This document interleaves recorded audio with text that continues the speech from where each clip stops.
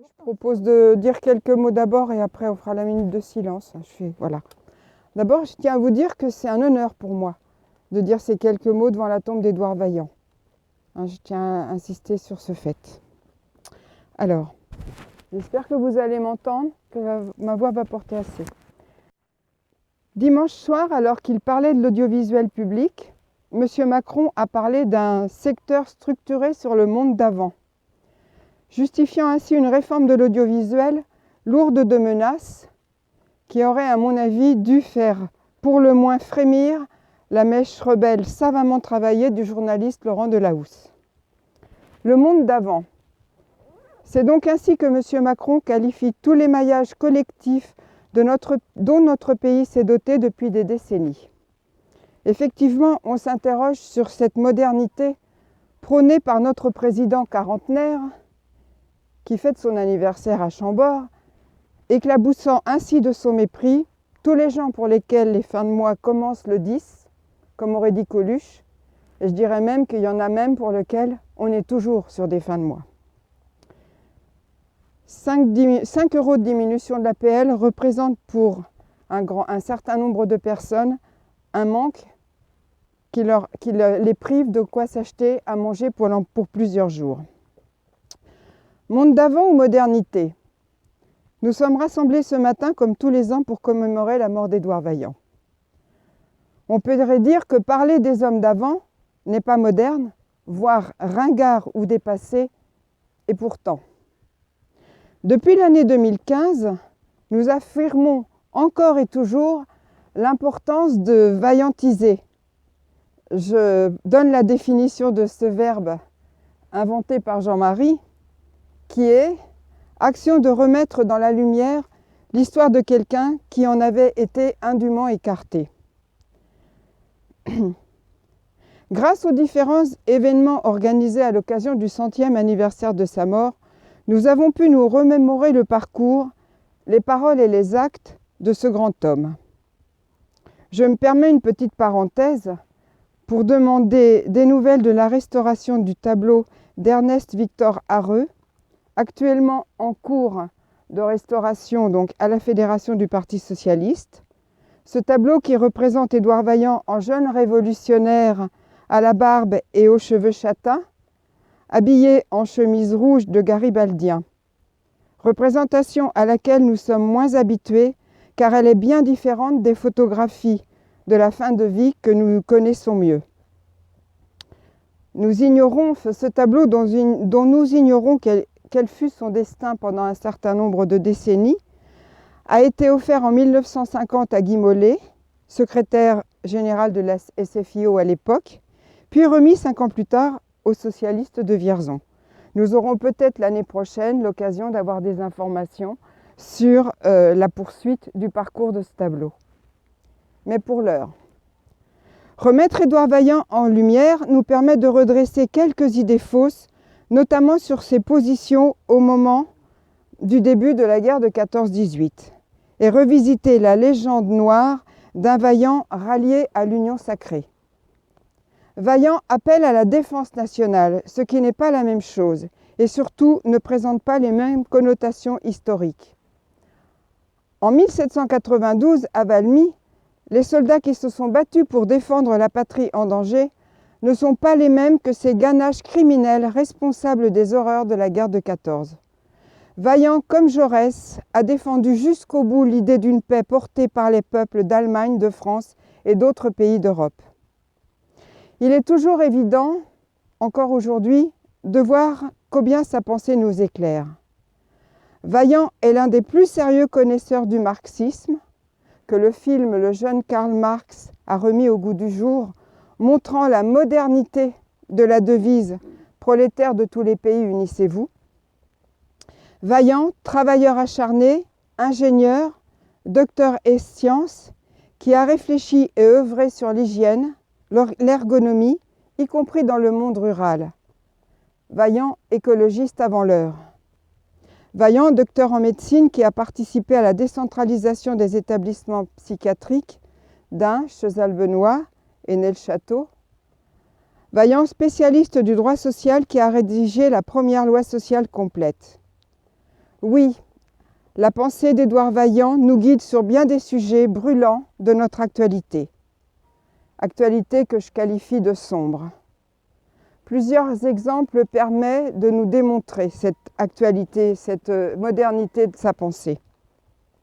Premier exemple, la misère sociale que connaît notre pays avec un président, comme je l'ai dit tout à l'heure, qui, entre autres effets d'annonce, se vante de tenir une promesse de campagne. Il n'y aura plus de SDF à Paris. La solution ? Supprimer tous les espaces dans lesquels ces SDF pouvaient s'abriter, se reposer, se réchauffer. Dernière mesure annoncée, les centres d'hébergement d'urgence risquent de devenir des lieux de tri.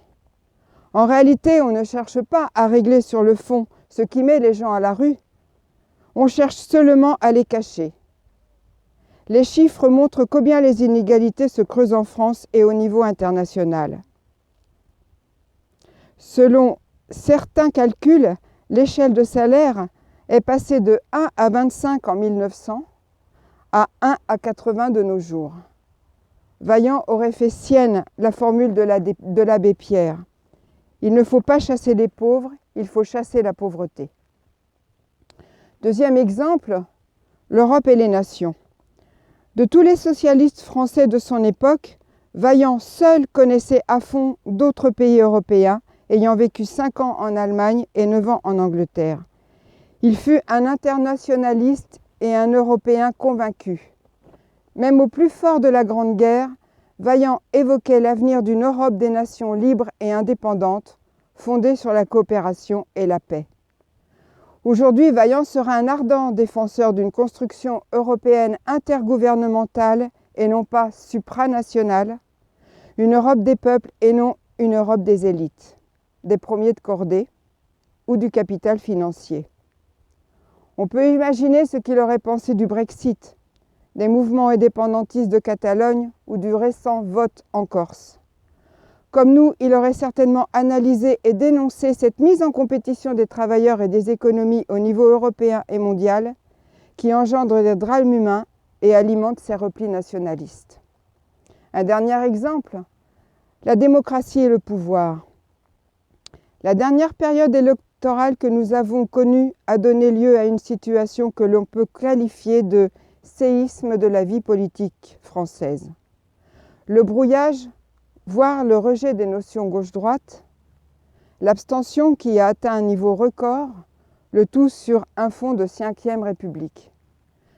Ceci a conduit à l'élection d'un président qui, s'affichant ni droite ni gauche, mène une politique de casse de tous les acquis dont beaucoup, notamment le Code du travail, avaient été le fruit de la pensée d'Édouard Vaillant et de ses partisans. La calamiteuse loi Macron-El Khomri et sa régressive inversion des normes, sacrifiant les accords de branche au profit d'accords d'entreprise où le rapport de force est le plus défavorable. Voilà que Vaillant l'a réfuté par avance 6 mois après le célèbre congrès de l'unité du globe, au congrès de Chalon-sur-Saône. Le 29 octobre 1905, il déclarait entre autres « La section syndicale ne contracte pas séparément. C'est l'ensemble de la fédération qui dresse, pour ainsi dire, le contrat collectif. L'application se fait ensuite par section. Pas de marchandage ni de négociation individuelle. » On peut se poser la question maintenant.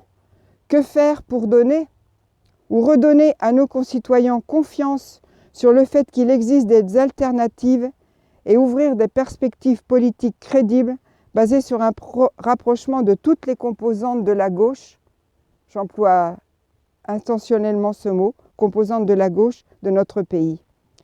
Là encore, la pensée de Vaillant nous éclaire. Il a toujours adopté une position nuancée entre Jaurès, favorable au ministérialisme, et Gued, qui refusait absolument toute collaboration de classe. Ce débat interminable qui nous anime encore, la ligne entre les deux positions étant souvent en pointillé, Vaillant répétait constamment que la seule question qui doit dicter nos choix est « Quel est l'intérêt de la classe ouvrière ?»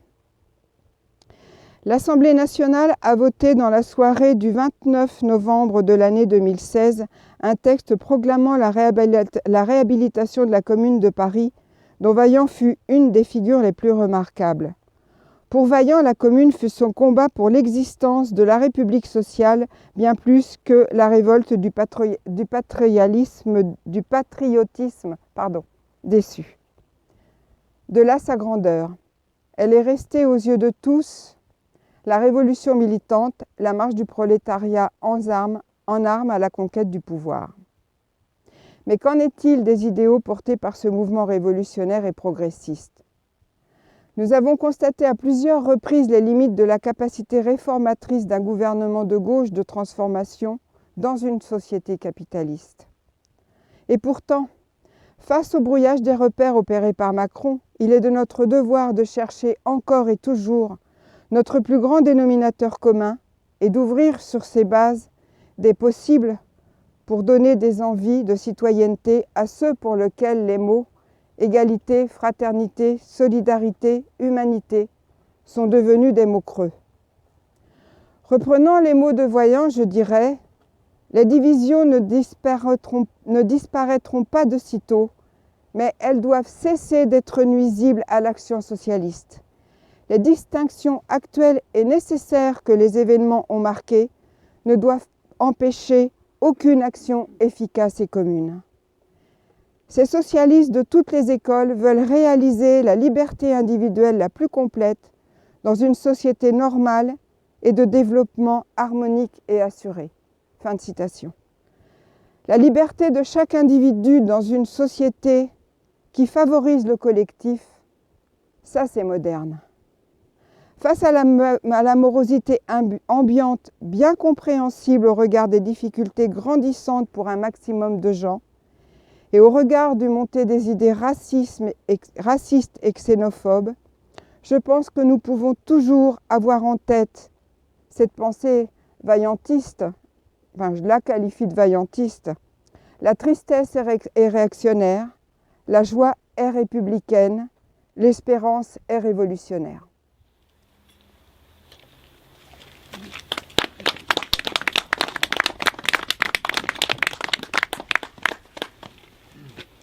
Je vous propose une minute de silence.